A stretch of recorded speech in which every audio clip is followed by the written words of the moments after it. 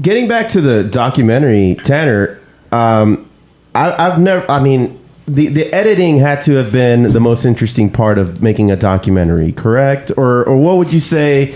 Maybe the most challenging thing to you throughout the entire process. Well, aside from maybe getting everybody in a room to interview. Well, that was like, herding cats is what what us band guys call that. It's an interesting question. So there's two facets, right? The editing, that was kind of new, but I was also editing because I do a podcast on the side at the time, Poppitt's Corner. Yeah. So many Poppitt things. I've been on that once.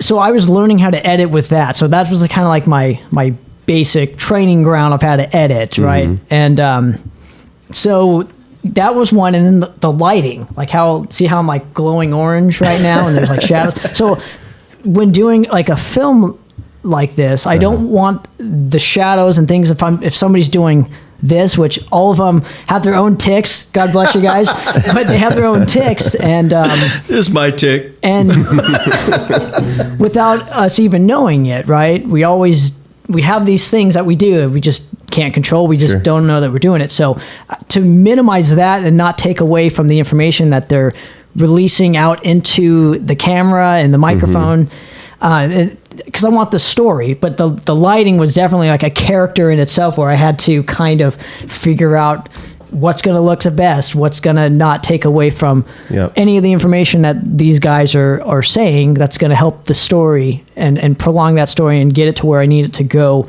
as a film in general. So those two were fundamental in bringing this all together. And again, from the people that have seen it, they all enjoy it. So and I really do appreciate that aspect that people enjoy it. And for a first time doing something, it's nerve-wracking.